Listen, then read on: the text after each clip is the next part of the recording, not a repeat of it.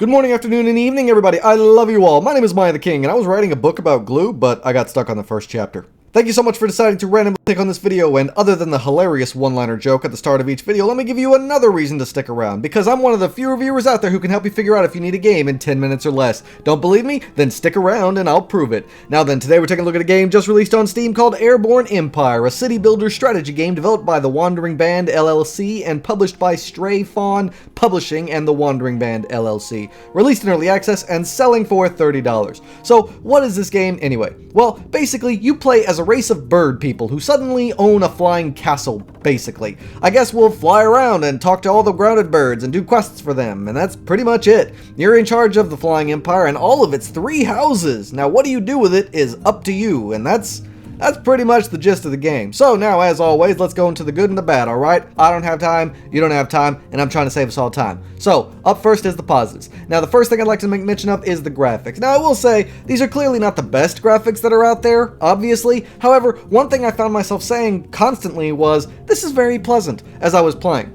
The graphics aren't super, awesome, but they are very warm and nice and colorful, and overall, the attention to detail was lacking, but I believe that was due to design choice and not ability. The overall scope of the artistic design here was very well thought out, with well done portraits, text font, color choices, contrasting colors, and just overall I think the game looked decent enough for what kind of game that it is.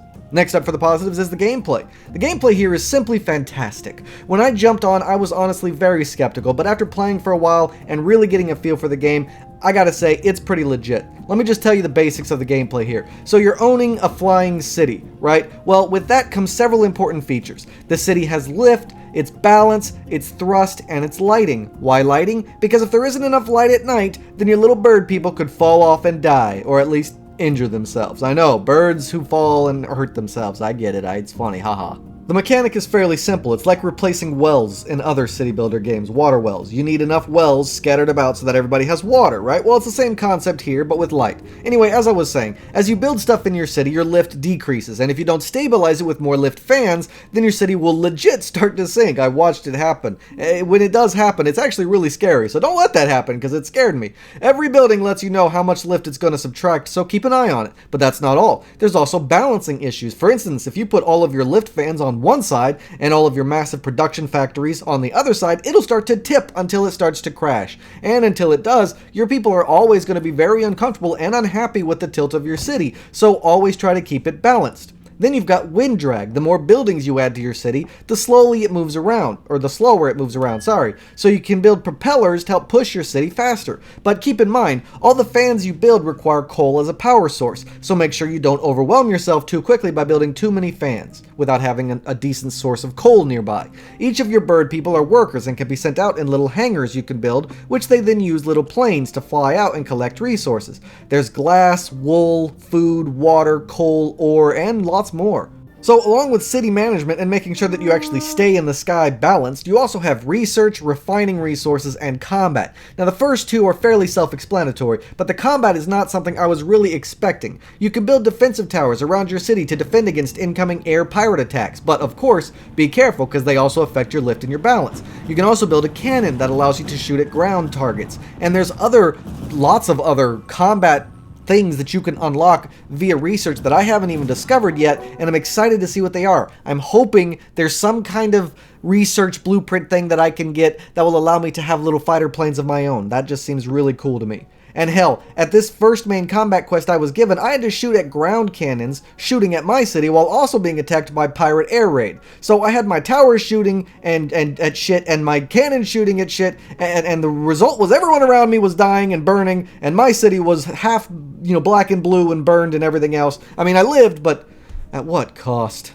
And as I just mentioned, there are also quests and characters scattered about. They have little quirky dialogue and missions which they pay you money to complete, and money is important as you can use it to purchase supplies from the larger cities, recruit more workers to your empire, or purchase blueprints to unlock new research for new things you might need or want for your city. Oh, and did I mention there's a morale resource? Well, there is. Make sure to keep your people happy, because, and that's what I kind of meant when I said earlier that if your thing tilts too much, they'll be unhappy. Got to keep the morale up, and that helps with that. In terms of everything else, it's a good city builder like any other you've seen, but this one is very unique by adding the aspect of flying in the sky. It was really enjoyable and also really addictive and engaging, which is really important for games like this.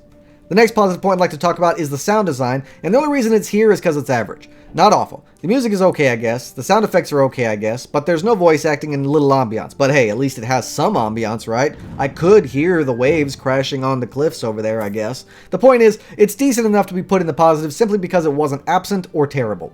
And last but not least for the positives is the user interface and the overall game mechanics. I have played a shit ton of city builder games, and sometimes you just can't get the balance of resources and worker scheduling done right despite doing everything the game told you to do. This is due to the game not being properly calibrated and balanced. Builders of Egypt is a good example of this. Despite doing everything the game told me to, my workers weren't doing what they were supposed to, and I wasn't making resources like I was supposed to. Luckily, that isn't here. As far as I've seen, everything works the way you want it to. You tell your builders to build, and they do it. You tell them to repair, they do it. You tell them to gather resources, and guess what? They do it. And what's more, they do it in a timely fashion that makes sense. You don't find yourself constantly waiting around for something to happen, yet the game doesn't move too fast that you can't handle it. It's a really good balance here. As for the user interface, at first it looked a bit needlessly complicated. However, upon closer inspection and more exposure to it, I realized that it was actually quite concise and well devised. It's fairly easy to understand and quickly recognize what's what, where, why, and how. This makes the gameplay far more interesting and engaging as you're not constantly looking around, wondering, or confused. Alright, so that's all I can think of positively to talk about with the game, and now we gotta go into the negatives. But before we dive into those, if you are finding yourself enjoying my video, or at the very least finding it informative, then I would humbly request you to join my Royal Guard by clicking on that subscribe button.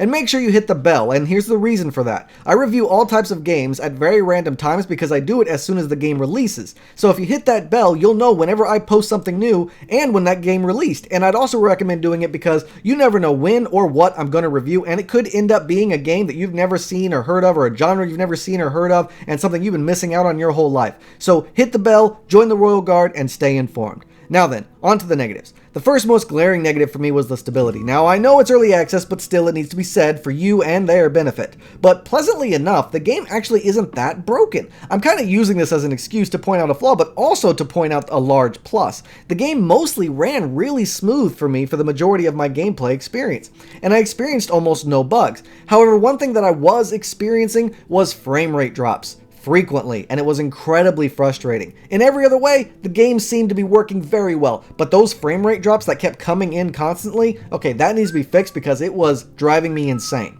And last but not least for the negatives is the price tag. Despite how much fun the game is, despite how well put together and designed it is, I don't feel that this is a $30 game, and here's my reasoning. It's an early access game, number one, which means it could be abandoned. They could make design choices that ruin it or break it. Number two, the game doesn't have any voice actors, so there's no need to pay extra people for help with the development. And number three, the game doesn't offer enough or have a high enough production value to be worth said investment. There were no cutscenes, no massive story things, no lore being built up, nothing super large or grand. It just plops you in the middle of nowhere with a rather lackluster graphics in terms of the grand scheme of graphical design, and honestly, the game just doesn't feel worth $30 to me right now. Perhaps when it's finished, it'll be worth that much, but as of right now, I just don't feel comfortable spending $30 on a game like this. Maybe $20, and I honestly think they should reduce the price until it's finished.